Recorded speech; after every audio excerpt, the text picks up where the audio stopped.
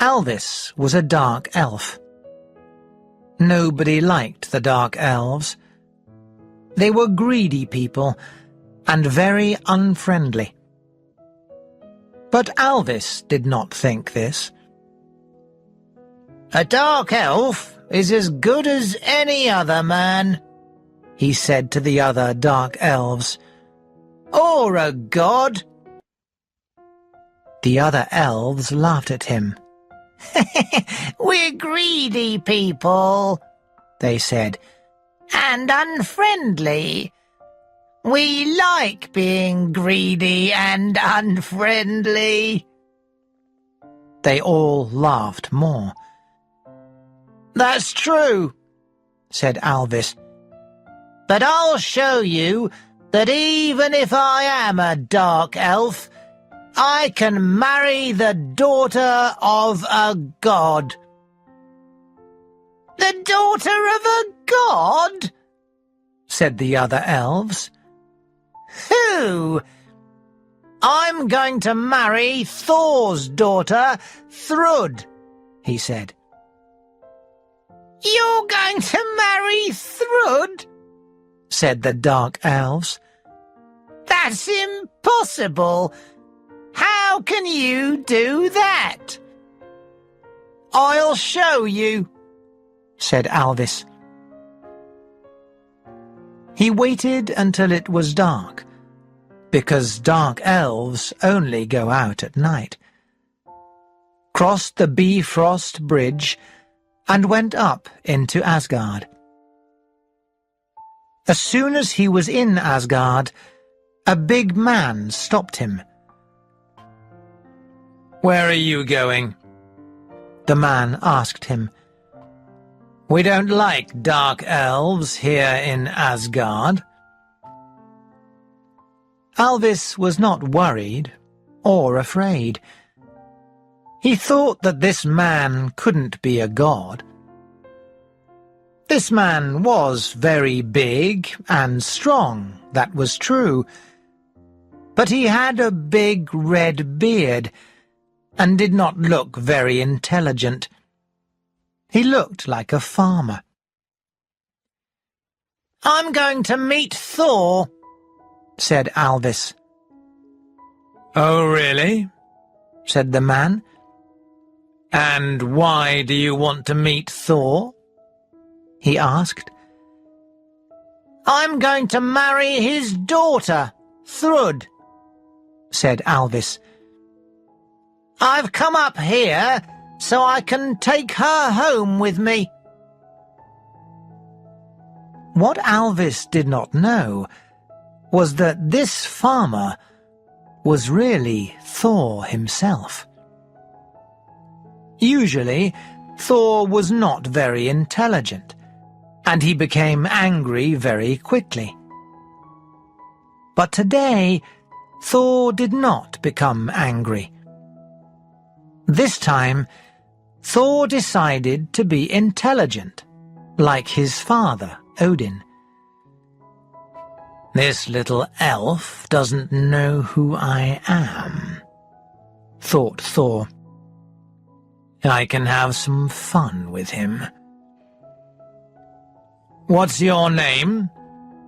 Thor asked the elf. "My name is Elvis. I'm a dark elf," he said. "I thought so," said Thor. "People don't like dark elves. Dark elves are greedy and unfriendly." "That's true," said Elvis. "But I'll show that we can marry the daughters of gods." "So, you want to marry Thrud, daughter of Thor?" asked the god.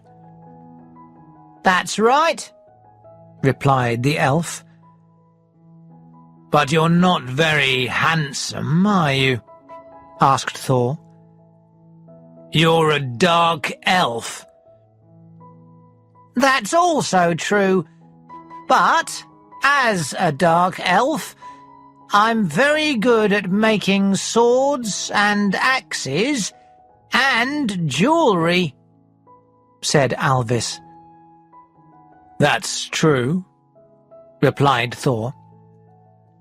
And I have a house in a cave, said the elf. A house in a cave, said Thor. Do you think a father will be happy if he knows his daughter has a house in a cave? It's a very nice cave, said the elf. A father should always decide who his daughter marries, said Thor. That's true, said Alvis. That's why I am going to meet Thor right now. What's your name, by the way? Ha! said Thor. He wanted to be angry, but he stopped himself. Instead, he laughed. My name is Thor, he shouted. That's right. I am Thor. Oh, said Alvis. He was very surprised.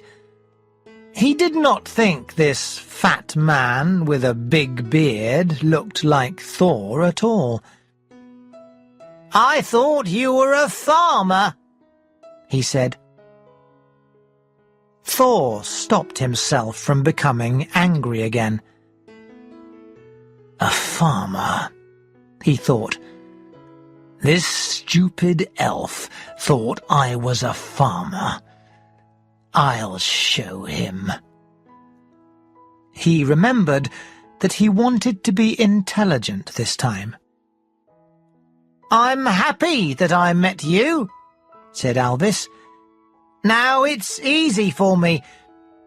I want to marry your daughter Thrud. It's not that easy, said Thor. Listen, here's what we'll do. I'll ask you some questions, and if you can answer them, you can marry my daughter. Yes? Yes, said Alvis. Alvis thought Thor was not very intelligent. It would be easy to answer his questions. I want to know if you're an intelligent man, said Thor. So, here's my first question for you. Go on, said Alvis. What is it that we live in? Asked Thor. Alvis thought the answer might be a house. But then he thought that he lived in a cave, not a house. And Thor lived in a great hall, not a house. No, he thought, it's something more than a house. So he said, it has many names. Some people call it Earth or the world. We live in all of Yggdrasil. I in Svartalfheim, and you in Asgard. That's true, said Thor. Very good.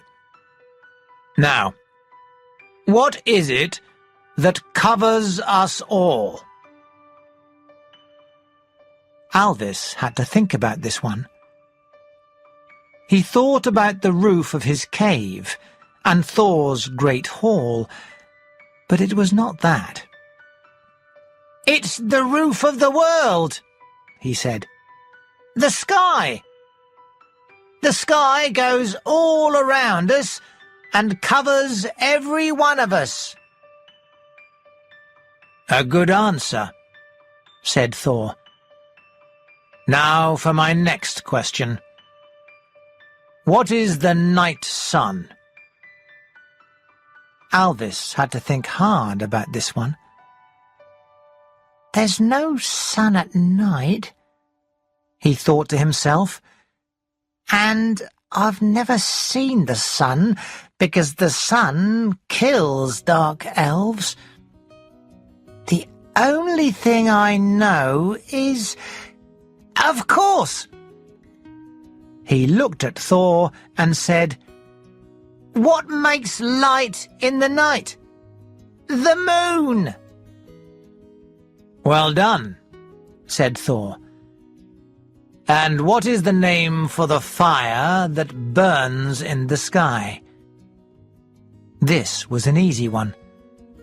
"I've never seen it," said Alvis, "but I know that men call it the sun." "Yes," said Thor, still thinking carefully. "What can make water fly?" This was a difficult one. Alvis had to think hard. "Come on," said Thor. "Hurry up. I can't wait all night for your answer." "I know," said Alvis. "The clouds. The clouds hold water in the sky, and then it rains." "Good answer," said Thor. "Here's another question.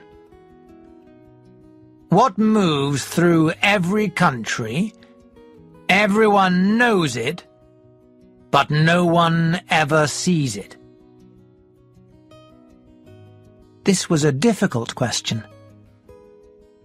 Alvis knew some of the gods could become invisible. But when a god was invisible, not everyone knew that.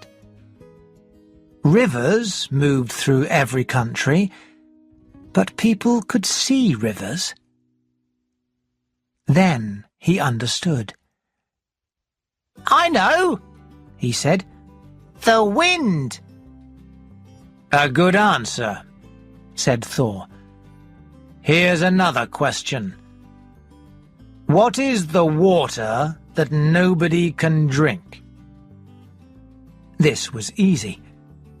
"The sea," said Alvis. "True," said Thor. It was becoming difficult for Thor to think of more questions. But he waited. He needed to wait. "Very well," he said after some time. "What is the thing we all have in our homes which helps us, but is so dangerous it can kill us?" At first, Alvis was going to say a sword. But then he thought that not everyone has a sword in their homes. He thought for a long time before he knew the answer. "Fire!" he said. "Right again," said Thor. "I can see that you're intelligent for an elf." Thor looked up. The night was coming to an end. "What is the dark that helps men and gods sleep?" he asked. "Easy," thought Alvis. "The night," he said. Thor laughed. "Yes," he said. "And what is its opposite?" Only then did Alvis understand the trick Thor was playing on him. He looked up. The night was ending, and the sun was coming up. "Oh no," he thought. "I can't see the sun. If I see the sun, I will die." Thor laughed again. "Go on, Alvis. Do you know the name for it?" "Oh, yes," said Alvis. "But it's too late for me now that I've seen the day." As Alvis said the word, the sun came up into Asgard, and when Alvis saw it, he became a stone. Some people say that if you go to the place where Thor met the dark elf Alvis, you can still see a small stone there, a stone still waiting to marry the god's daughter. He will wait for a long time. For once, Thor was clever.